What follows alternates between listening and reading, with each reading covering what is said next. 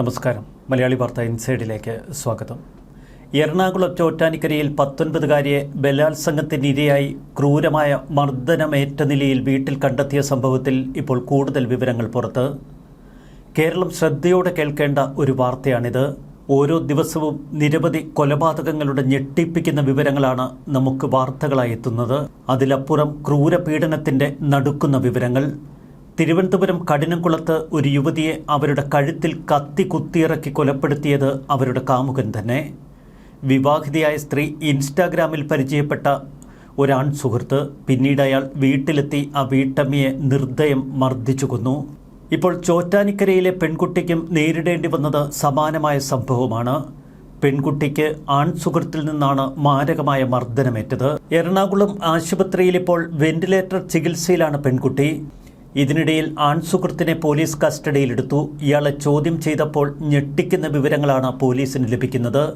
പെൺകുട്ടിയുടെ ആൺസുഹൃത്ത് നിരവധി കേസുകളിൽ പ്രതിയാണ്.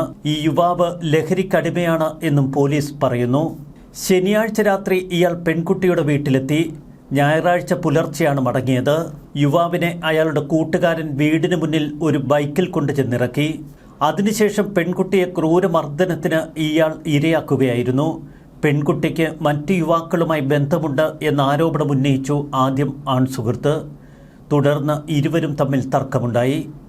കഴുത്തിൽ കയർ കുരുങ്ങിയ നിലയിൽ അർദ്ധനഗ്നയായി ജനനേന്ദ്രിയത്തിൽ നിന്ന് രക്തം പുറത്തേക്ക് വരുന്ന തരത്തിലാണ് പെൺകുട്ടിയെ അബോധാവസ്ഥയിൽ ചോറ്റാനിക്കരയിലെ വീട്ടിൽ കണ്ടെത്തുന്നത്.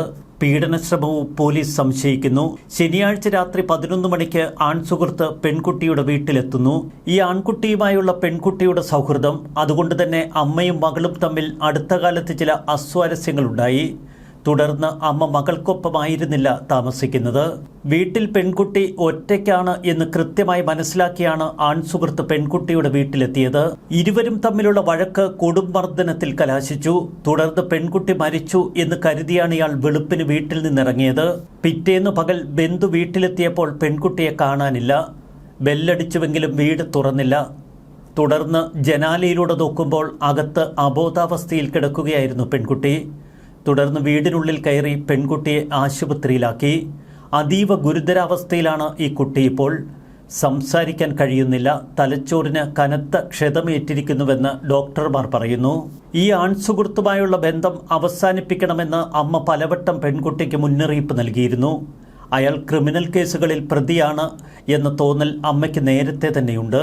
മിക്കവാറും ഇയാൾ ഈ പെൺകുട്ടിയുടെ വീട്ടിലെത്തും. നാട്ടുകാർക്കിത് സ്ഥിരം തലവേദന. ഒടുവിൽ പരാതിയായി നാട്ടുകാർ പോലീസിനെയും സമീപിച്ചിരുന്നു. എന്നാൽ നടപടികളൊന്നും പോലീസിന്റെ ഭാഗത്തു നിന്നുണ്ടായില്ല. അനൂപ് എന്നാണ് ഇയാളുടെ പേര്.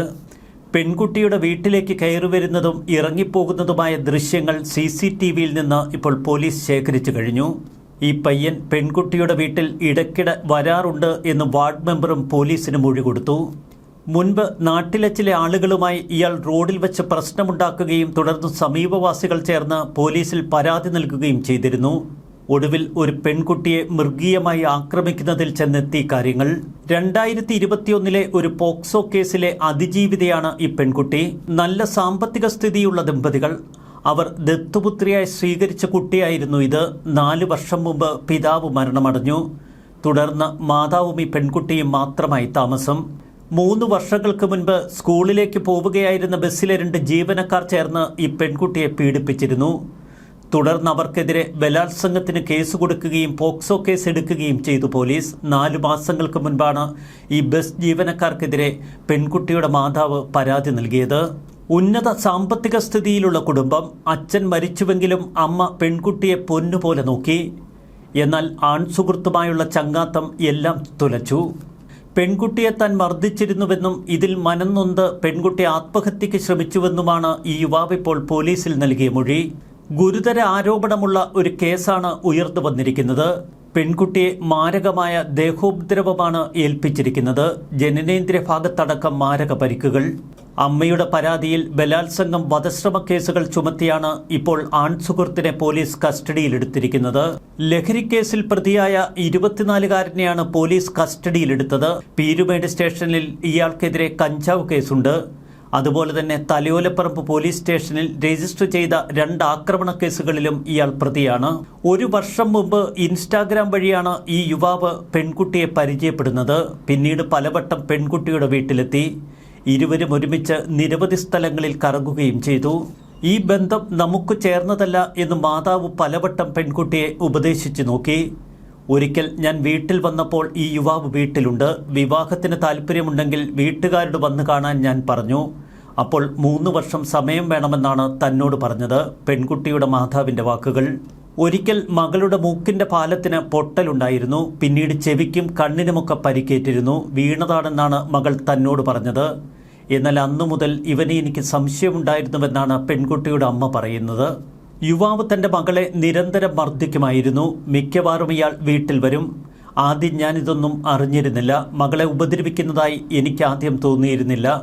പിന്നെയാണ് മറ്റു യുവാക്കളുടെ പേര് പറഞ്ഞ് മകളെ ഉപദ്രവിക്കുന്നതായി ഞാൻ മനസ്സിലാക്കിയത്, പെൺകുട്ടിയുടെ അമ്മ മാധ്യമങ്ങളോട് പറഞ്ഞു.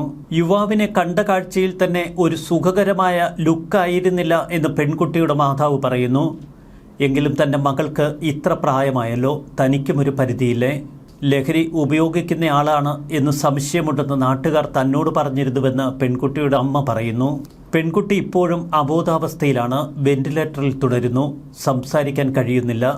തലച്ചോറിന് നല്ല ക്ഷതമേറ്റിരിക്കുന്നു. മിക്ക ദിവസങ്ങളിൽ വീട്ടിൽ ഒറ്റയ്ക്കായ പെൺകുട്ടിയെ തേടി ഇയാൾ എത്താറുണ്ടായിരുന്നു.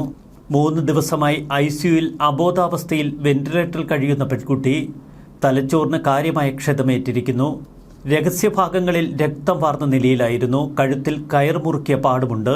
ദത്തുപുത്രിയാണെങ്കിലും നല്ലൊരു കുടുംബത്തിലെത്തിയ പെൺകുട്ടി. പക്ഷെ അവളെ തേടിയെത്തിയത് നിരന്തരം ഇത്തരം ദുരന്തങ്ങൾ തന്നെ.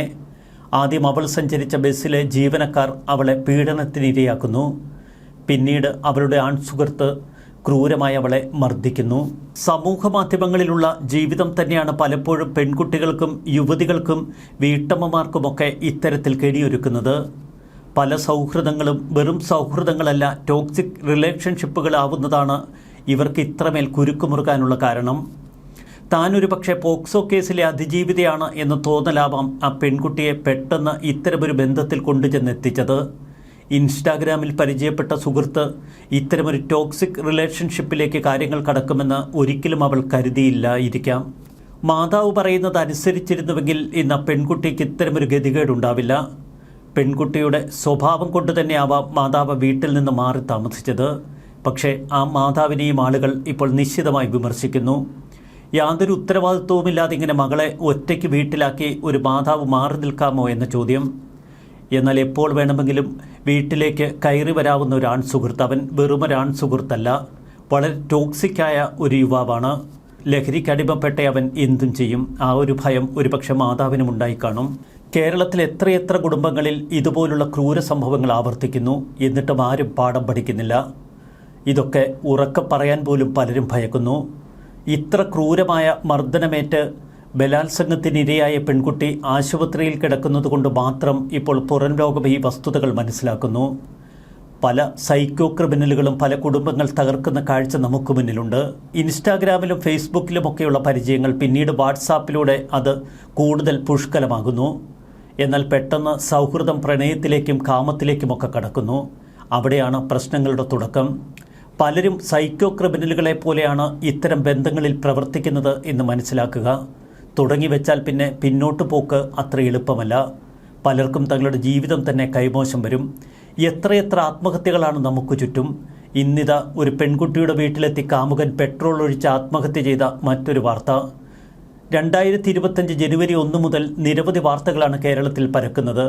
സൈക്കോ ക്രിമിനലുകൾ ഇവിടെ അരങ്ങ് തകർക്കുന്നു. കേരളത്തിൻ്റെ സാമൂഹിക മണ്ഡലത്തിന് എന്ത് സംഭവിച്ചു എന്ന ചോദ്യം ശക്തമാവുകയാണ്. ചോറ്റാനിക്കരയിലെ പെൺകുട്ടിയുടെ അവസ്ഥ അത് നമ്മുടെ സമൂഹത്തിൻ്റെ കണ്ണ് തുറപ്പിച്ചിരുന്നുവെങ്കിൽ. ന്യൂസ് ഡെസ്ക് മലയാളി വാർത്ത ഇൻസൈഡ്.